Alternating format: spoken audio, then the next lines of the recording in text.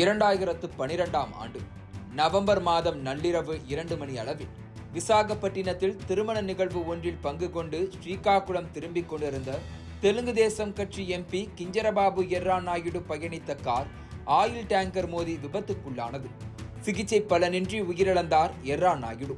இந்த துக்கம் சிங்கப்பூரில் பிசினஸ் செய்து வந்த மகனுக்கு இடியாய் வந்து இறங்க, தந்தை மரணச் செய்தி அறிந்து உடனடியாக தாய்நாடான இந்தியா திரும்பினார் அவர்.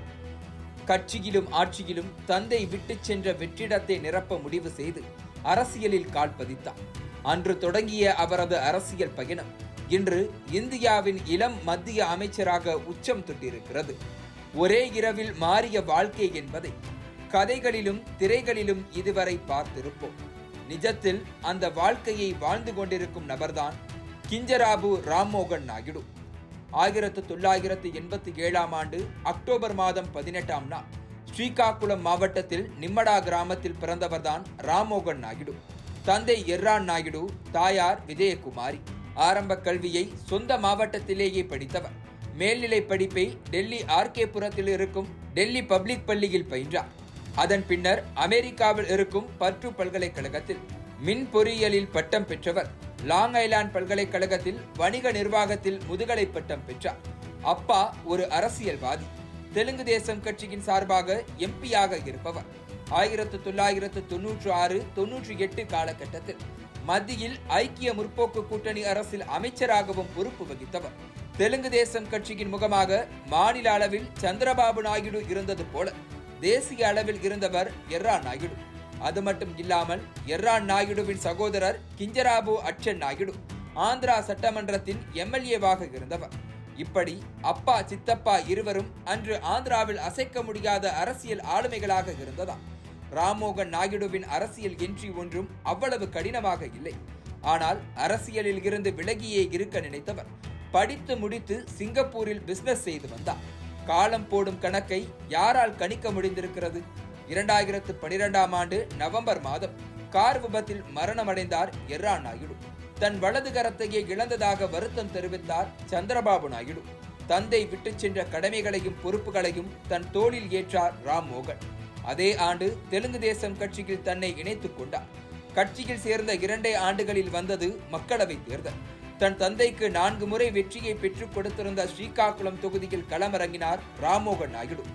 அந்த தேர்தலில் வென்று தன்னுடைய 26 வயதில் மக்களவையின் இளம் எம்பியாக நாடாளுமன்றத்திற்குள் அடியெடுத்து வைத்தார். எம்பியாக இருந்து 5 ஆண்டு காலத்தில் சிறப்பாக செயல்பட்டார் ராம்மோகன் நாயுடு.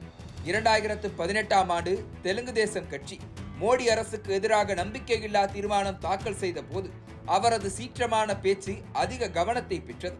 2019 ஆந்திராவில் மக்களவை தேர்தலும் சட்டமன்ற தேர்தலும் ஒரு சேர நடந்தது. ஜெகன்மோகன் ரெட்டி தலைமையிலான ஒய்எஸ்ஆர் காங்கிரஸ் அதிக தொகுதிகளை வென்று ஆந்திராவை ஆட்டி படைத்தது. வரலாற்றில் இல்லாத அளவுக்கு மிக பெரும் பின்னடைவை சந்தித்திருந்தது தெலுங்கு தேசம் கட்சி.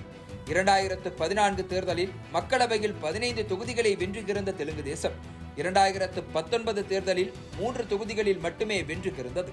அன்று மூத்த அரசியல்வாதிகளை ஜெகனின் அரசியலில் தோற்ற போது தன்னுடைய 2வது தேர்தலை சந்தித்த ராம்மோகன் நாயுடு வென்று காட்டினார். அதுவே தேசிய அரசியலில் அவரை சந்திரபாபு நாயுடுவின் நம்பிக்கை நட்சத்திரமாக மாற்றியது. ஆடு 8 அடி பாய்ந்தால் குட்டி 16 அடி பாயும் என்ற பழமொழிக்கு ஏற்றபடி தேசிய அரசியலில் தந்தையின் இடத்தை பிடித்தார் ராம்மோகன் நாயுடு. நாடாளுமன்றத்தில் ராம்மோகனின் 2வது இன்னிங்ஸில் பல்வேறு அதிரடிகளை செய்தார்.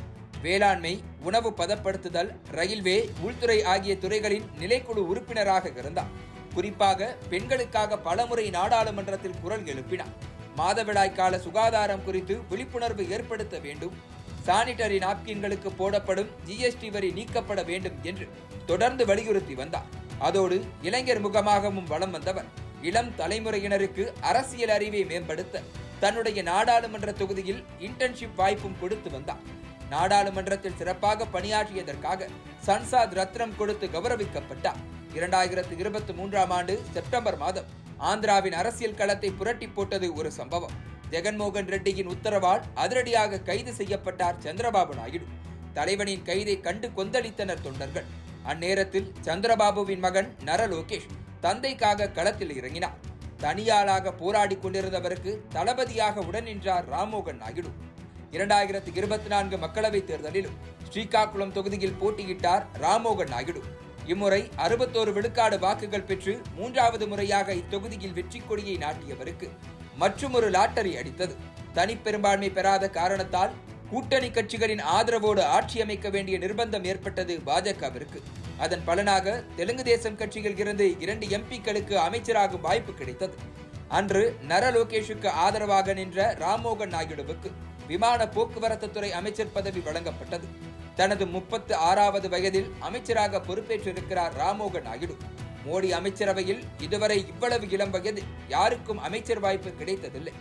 1996ஆம் ஆண்டு எர்ரா நாயுடு அமைச்சராக பதவியேற்ற போது அன்று அவர்தான் அமைச்சரவையின் இளம் அமைச்சராக இருந்தார். அதே சிறப்போடு இன்று மகனும் பொறுப்பேற்று இருக்கிறார்.